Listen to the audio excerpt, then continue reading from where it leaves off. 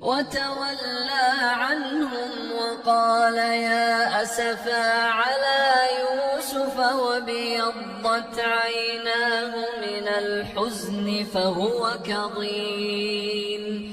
قالوا تالله تفتأ تذكر يوسف حتى تكون حرضا أو تكون من الهالكين. قال إنما أشكو بثي وحزني إلى الله وأعلم من الله ما لا تعلمون. يا بني اذهبوا فتحسسوا من يوسف وأخيه ولا تيأسوا من روح الله إنه لا ييأس من روح الله إلا القوم الكافرون.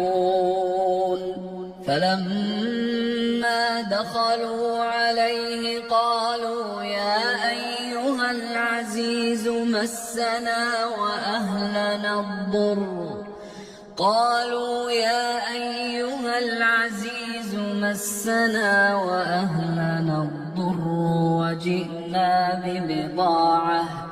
وجئنا ببضاعة مزجاة فأوف لنا الكيل وتصدق علينا إن الله يجزي المتصدقين. قال هل علمتم ما فعلتم بيوسف وأخيه إذ أنتم جاهلون؟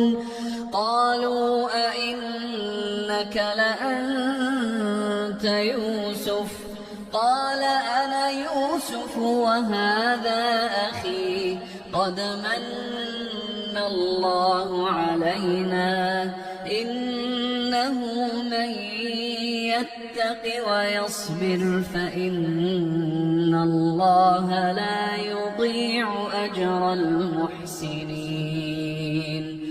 قالوا تالله لقد آثرك الله علينا وإن كنا لخاطئين.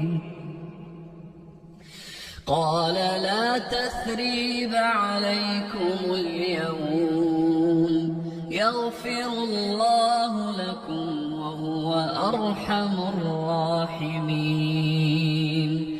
اذهبوا بقميصي هذا فألقوه على وجه أبي يأت بصيرا وأتوني بأهلكم أجمعين.